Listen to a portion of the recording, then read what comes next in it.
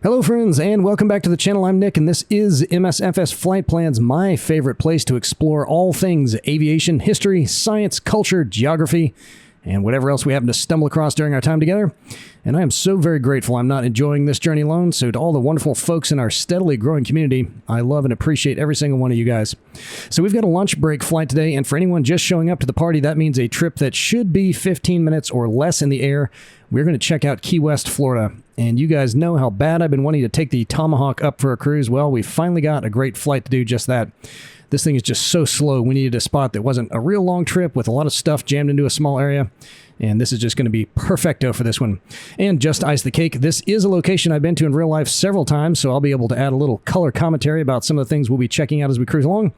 So let's hop in and fire up, and then I'll give you a quick preview of our flight plan. And most of the flights I've taken in this were just scouting trips, so I haven't actually started up too many times. I started on the runway with it started most of the time, so I've got my little checklist here. Okay, so crack the throttle. I've already got our fuel set, or at least turned on. And then the battery and the alternator on. And the fuel pump on. And mixture to full.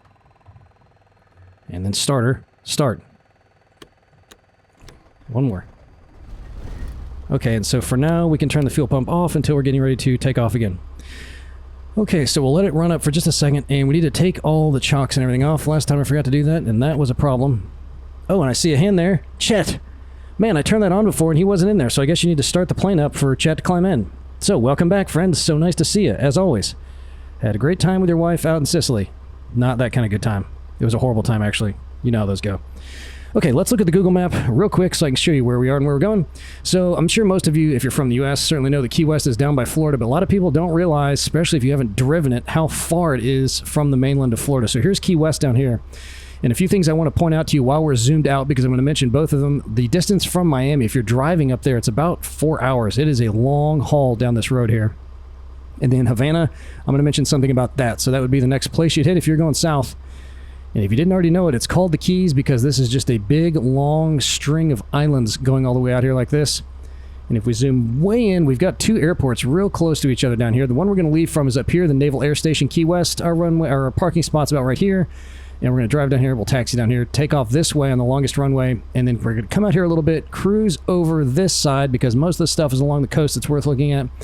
Check out all these little keys around here, come along the tip of this, a really cool little landmark out there. And they'll come down here. The downtown area is here. This is the big port with all the cruise ships and all that stuff. They got a nice fort down there, as you can see, Fort Zachary Taylor. And then we're going to come up this way and cut in just a little bit because there's a landmark I want to try to spot that's right down in there. And then cut back out here again because here's where we're going to land right here. But there's some other stuff to see right along the coast. You can see they got another fort down there. So we'll come out here far enough to get a good approach, and then we'll come on back in. It says it's about 22 miles in the air, I think, and it said our flight time was about 12 minutes. But I'm going to go a little bit slower than full bore. So we'll see how long it actually takes. Should still be under 15 minutes. All right, let me zoom in a little bit on little NavMap over here so I can see my taxiway map. And we're pretty much facing the right direction. We just need to go over to the left. Okay, so that's cool. All right, so that's good to go. Once we get to the hold short line, we'll do a few final checks. But parking brake off. And we're moving. So if you don't have this plane already, it's very, very well made. And one of our members, yes, that's you, Blixie, has done his real-world flight lessons in one of these, and he said it's very, very true to life in flying it, but it is definitely sluggish and slow, both sluggish on the controls and at speed. All right, I'm just glancing over my map there to make sure we get the right taxiway over here. So the add-ons that we've got, I've got one for this airport. There's a water fix by Mr. Coffee, and then I did already have an add-on, payware add-on for the airport we're coming into. Wait a minute. Where are we going here? Nope, sorry. Let's take a little turnaround. I turned off too soon. Key West International, the place that we're coming into, got a payware for that one. And you can see that even though it didn't include, I don't think, this airport, look, it put some static, I have no static planes turned on. And I noticed that there were 3 or 4 helipads that were added from that payware ORBX pack. And it was like $8, which I thought was a steal. And that's not even on sale. I got it in the marketplace. So if you're flying out here much, check it out because it doesn't look that great. And there's lots of angular trees and stuff on the ground. So I think it's going to look much, much better now. And well worth it if you ever come out here for anything. For $8, why not? So that's what we've got included. And all that stuff, including the link to the payware one if you want. Well, no, I won't link it because it's in the marketplace. But the other two will be linked in the video description. Along with his exact flight plan, as always, if you want to take the flight just as we are, all you have to do is open that up in a little NavMap. It'll put it right in there, and you can pull it right into your GPS. It should already be in your GPS if you load it up in the sim, and if you don't know how to do that, I've got a couple tutorials in our how-to section about how to do that, and some other things in little NavMap, which are very short and very easy, and will get you up and running. And this is also the live weather. We got a beautiful day, not very windy, no clouds at all anywhere, so it should just be an absolutely wonderful trip. So this is Naval Air Station Key West, and you probably saw they had 3 runways, one of which we almost accidentally took a trip down. And the longest one's about 10,000 feet, the others are about 7,000 feet. And then the Key West International, where we're coming into, just has one runway, and that one's only about 5,000 feet. But there's something really, really cool that I like to do because of the positioning of these two airports. They're only about 3 miles apart, maybe even less than 3 miles, and the runways are lined up with each other. So the one from Key West International is lined up with the longest runway here. And I like to do tail dragger landing practices from one to the other. You can just leave your gears and flaps out, hop up, come back down, turn around, do it all over again. Not a lot of spots in the world where you can do that, so if you're looking for a place to get some practice in without having to fly around or circle around, you can do that real easy down here. So a little free tip for you there. Okay, so here comes our hold short line. Yeah, even these runway markings look a little bit different than they were before. So they have touched this up too, even though it did not mention it at all that I noticed in the video description, so cool. Alright, park this thing right here for a second. And this thing certainly likes to bounce around a lot. Must have some good shocks in this baby. Okay, so check our barrow. 1 notch of flaps. And get our landing lights on. And turn our fuel pump back on. Just till we get up in the air. Alright, here we go. Getting on down the runway.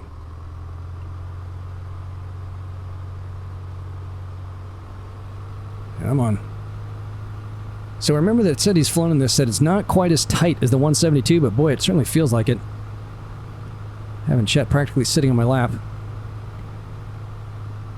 Yeah, they definitely touched this up, because even this runway looks quite a bit different. Huh.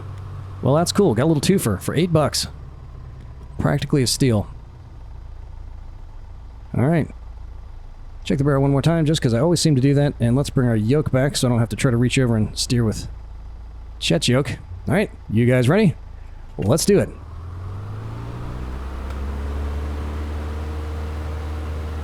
So the military history of the islands out here goes all the way back to 1823, when an anti-piracy naval base was established. Is my window down? No, it seems really loud. And that eventually grew into a submarine base in 1917, once that kind of technology emerged, followed by the first naval aircraft landing in 1917 also. So it kind of became a seaplane base, one of the first in the country down here, and I'll show you where that was. There's still some parts of it that are still out there. This thing seems to kind of rock around a little bit unless you hold those controls really steady. Alright, flaps up. And it definitely noses down when you bring the flaps down too. Yep, you can see we just barely got a crosswind there. Perfect. And we'll go ahead and bring those controls back. We're not going to get very high, maybe 1,500 feet if I can manage it. Let's turn our fuel pump off, because we want to get a good view of all this stuff out here. But today this place, the Naval Air Station, is used mostly for strike fighter training and early warning reconnaissance over the Gulf of Mexico. And if you'd like to stop by to grab a few pictures of the base, don't. In 2019, a Chinese student visiting the area got himself thrown in prison for a year for taking pictures of this place. And I don't know if that had anything to do with him being Chinese or just the fact that he was taking pictures of it, but I probably wouldn't press my luck.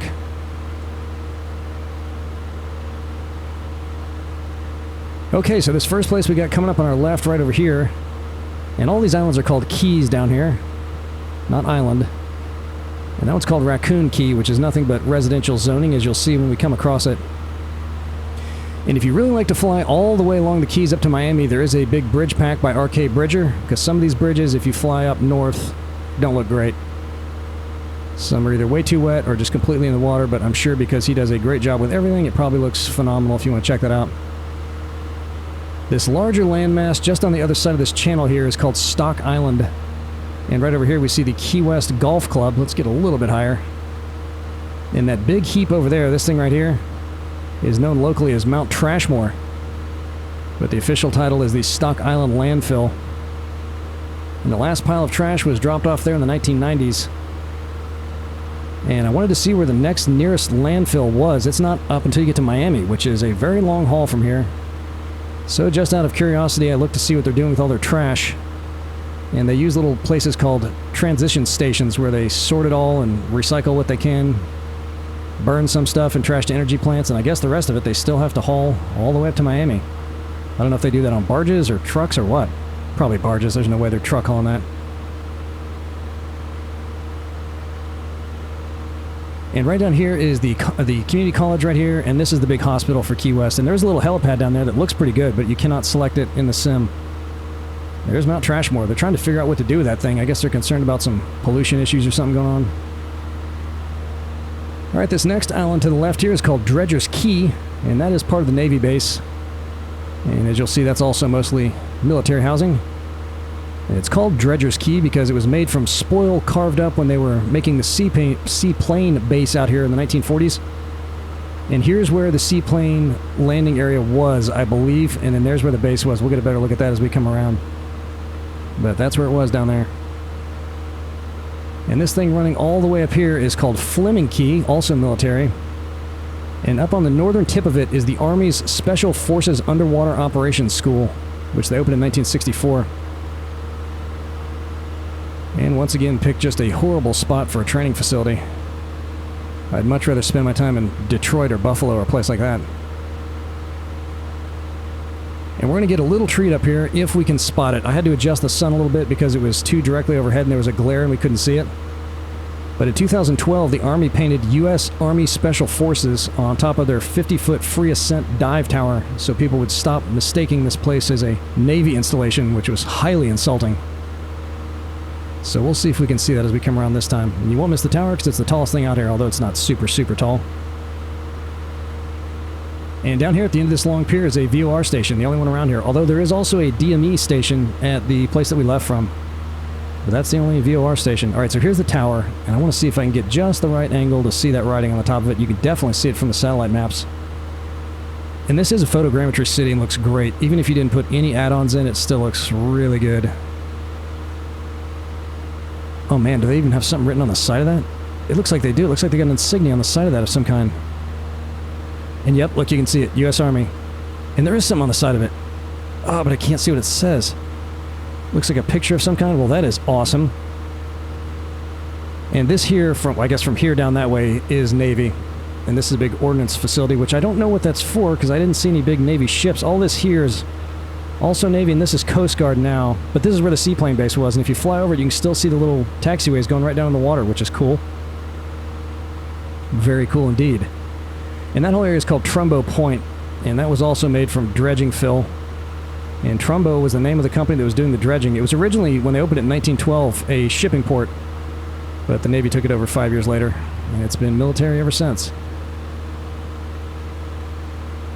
This little thing, that's uninhabited. This next one's called Sunset Key, which is purely residential and looks very, very swanky. And they got their own fire station right in the middle of it, which seems like a really good idea. Because it would be tough to drive the fire truck across the ferry to get there if you need to really quick. But they got some really nice looking houses on the other side of this thing. So when you come in here on your cruise ship, which the last time I was down here was on a cruise ship, this is where you'll pull up. And then all the restaurants and shops and everything and museums. They got a couple museums right down here. One of them is the Mel Fisher Museum. And if that name doesn't ring a bell, he's the guy that discovered the Atocha wreck, that's big Spanish galleon in 1985, which still holds the record for the most valuable wreck ever salvaged. But the museum wasn't all that impressive to me. He only had 1 or 2 pieces of treasure. I wanted to see a lot of treasure, but that guy's kind of a folk hero down here, I think. And I'm going to tell you a very interesting story about one of my trips down here towards the end of our flight, so stick around for that. I don't know what that is. That was added on too, because that wasn't there last time, that big tall thing. I have no clue what that is. Alright, this is Fort Taylor here, named after President Zachary Taylor. And that thing was built by slave labor, leased from the locals in 1845. And it made it through the Civil War, but despite being all the way down here south, it was never taken by the South. It was covered by the Union the whole time. And there's a couple different parts to it here. There's another battery right here, and then there's another one up here. This is Battery Seminole, and this one is called Battery 231. Boy, they added a lot of other stuff down here. Man, I don't know what that is. I didn't see that on the maps either. We're going to have to remember to check that out. I've been down here and I don't remember seeing that in real life either, but I wasn't really hanging around this area. Interesting. Okay, so right down here in that little tiny spot, we're really not going to be able to see it. That's the location of the famous tourist icon, the southernmost point in the United States buoy.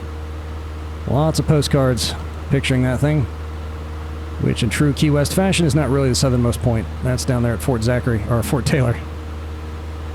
But aside from being a great spot for your family picture, it is also the location of a little concrete hut that used to be the terminus for an undersea telegraph cable that went all the way from here to Havana, Cuba in the 1920s, which is cool. And that thing right there, see it sticking up there? That's the Key West Lighthouse, built in 1848, the third to be installed out here, after the first two were washed away by a hurricane. And that little thing right there, and this is where we're coming over, I want to see if we can see it better, is Ernest Hemingway's house. Him and his ex-wife lived down here for a while, wrote quite a few books while he was down here. Man, that add-on added a lot of stuff. I couldn't even see the lighthouse before. Totally worth it. Very cool. Alright, we gotta come back this way now. I'm gonna start slowing down just a little bit. Not a real big place, as you can see. Alright, so right down here is Key West High School. Man, imagine living down here, going to school down here. That would be incredible. Let's see if we can keep this turn within safety parameters. There we go. We did it. Okay. It's going to be really hard to see it. See that plane down there? There's a story behind that. And I couldn't figure out exactly what the true story was, but that was hijacked and stolen from Cuba and landed down here in, I think, 2003. But when I was looking around for that, I found several different sites. The information didn't seem to agree between the sites, but I think there were several different planes that were hijacked from Cuba and flown down here. So I don't know precisely when that one really was. I think that was the one from 2003, but they had a few others that they've subsequently moved around the country to different spots. And I don't know what the story was behind why they stole it, but that's where it wound up, and it's just kind of sitting there rusting away now. It looks like it's in a junkyard. Alright, this thing right here is called Fort East Martello. And this is also a bit of a mystery to me because all the info I could find was also spread across multiple sites. It sounds like they started building it during the Civil War, but they kept having to deal with revolting slaves, hurricanes, and a couple of yellow fever outbreaks. One of which was so severe that all the carpenters had to go start making coffins. So that sounds pretty bad. But I don't think they ever fully completed it. By the time the Civil War was done, and the final hurricane that hit it, I think just totally wiped out everything they built. So they kind of left it as it was. And now I believe it's an art museum. Okay, so we got to get a little bit of distance out here, and I got to come down some, so I'll tell you about my trip to Key West. So we came down here when I was probably 21 years old, drove all the way from Florida State up in Tallahassee, which was like a 12-hour drive, maybe 10 hours. And we were cruising around down there one night. It was during spring break, so of course there was nothing but college kids and stuff down here, and we got in the taxi cab, and I said, hey, you know, what's the place the locals go to around here? I want to really see what the local flavor's like. And he said, well, there's one place where you don't have to wear clothes in it. And I said, well, that's where I want to go. Where is it? He said, well, it's called the Bull and Whistle, but you got to go all the way up to the open-air bar on the top to take your clothes off, so don't walk in the door and take your clothes off. And I thought, well, this will be easy. I'll just look for all the naked people. So we go up to the top there, and again, this is spring break, so all the locals were probably hiding in their basements. And I go up there, and everybody's wearing all their clothes. And I said to the bouncer, I said, I heard you can take your clothes off up here. And he kind of rolls his eyes, and he's like, yeah, you can. And I was like, okay. So I take all my clothes off, set them on the bar stool next to me. I'm the only guy. There must have been 150 to 200 people up there on that bar. I mean, jam-packed. And I'm sitting at the bar completely naked, which was just amazing. And somebody came up and threw all my clothes off of the edge of the bar. So you can imagine how the rest of that story went, but certainly made for a good time. But I was so concerned that no one else realized that it was clothing optional that I went up to the reggae band that was playing up there, and I said, hey, can I make an announcement?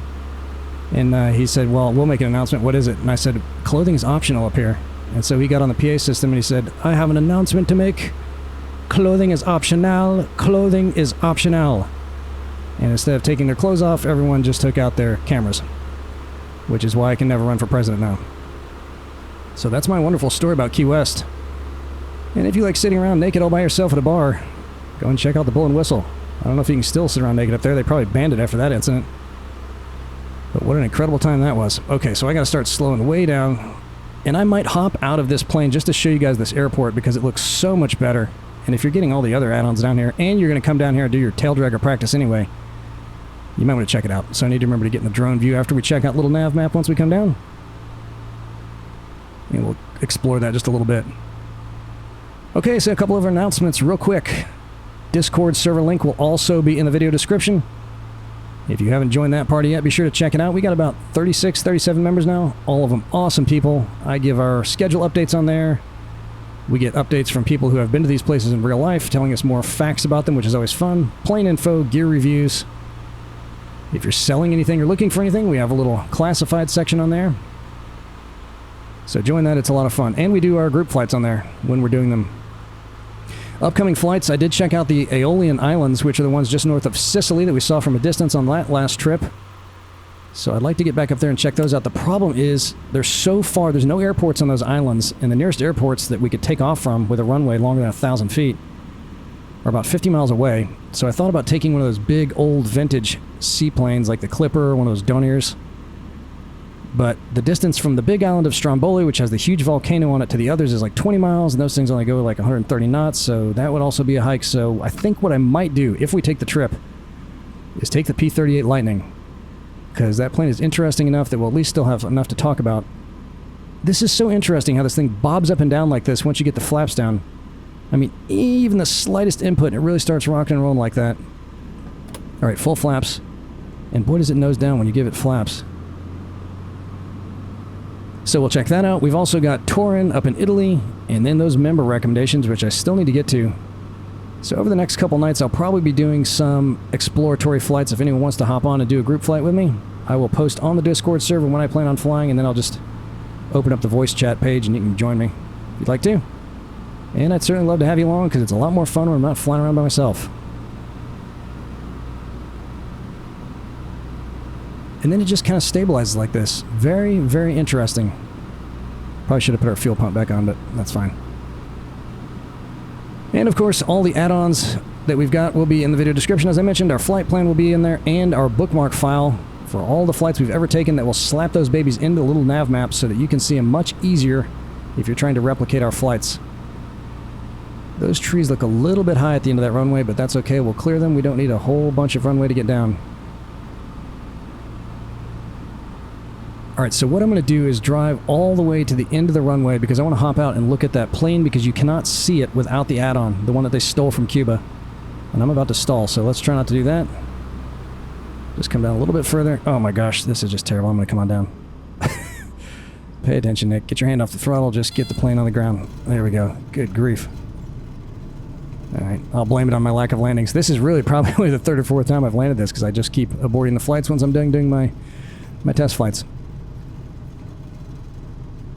I don't think that cruise ship would be over there to the left. They usually just kind of come in from... Well, I don't know. If it was coming down from Miami, it might be, but I don't ever recall seeing any that close to the shore, but I'm sure the AI doesn't think about things like that.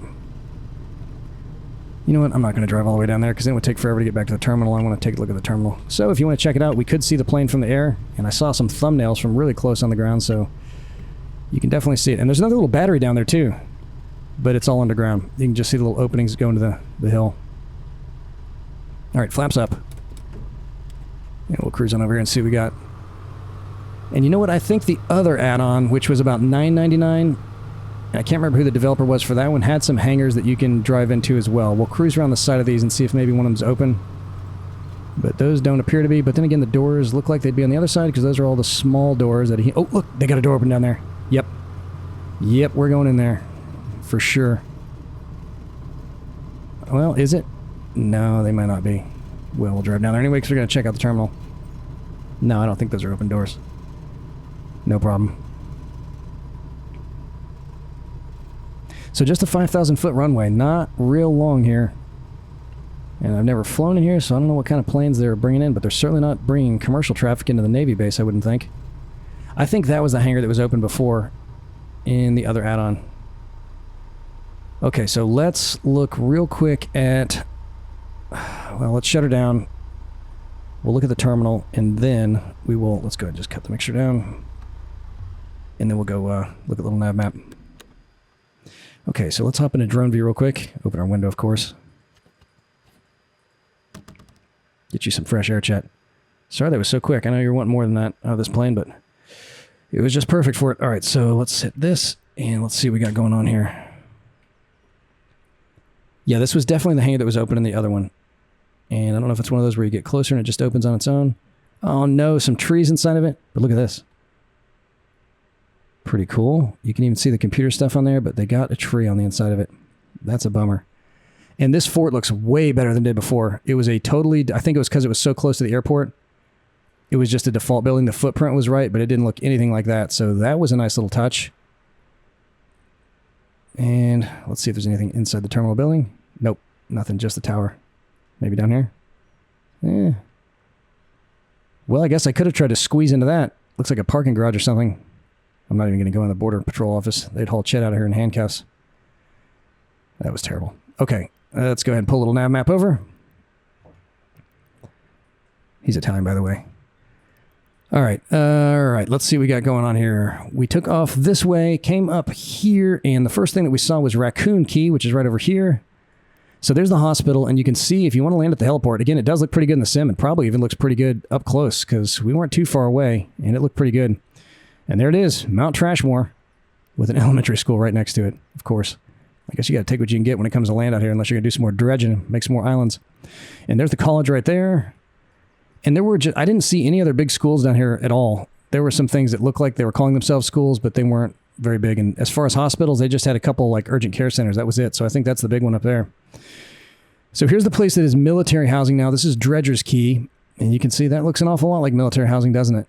I don't know where all these people are working unless they're all at the Naval Air Station, because this really isn't. This used to be Navy down here. But I don't think, I mean, this is all Coast Guard here. So unless it's Coast Guard guys living there, I mean, look at that. They got a lot of buildings and stuff down here and some more housing. But you can see there are no Navy ships out there. So I don't know what's up with that. And then they got this big ordnance place we'll look at in a minute. But here's the taxiways right here. These are the ramps for the seaplanes. And you got another helipad there too if you want to land there. That's Trumbo Point. Also man-made from all the stuff they were dredging up. So I don't know which way the water runways were running, but I'm guessing probably just kind of like this, right?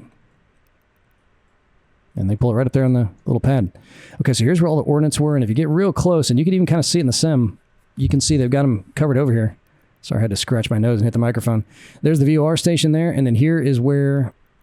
Oh, it's a little bit blurry here. It's really blurry. On the Google map, you can see perfectly clear what it says there. But it's U.S. Army. And I might drive back by there and see what was on the side of that building, because there was something on there that looked really clear, and I would like to check that out. So that's the Special Forces Underwater Training School, Underwater Operations.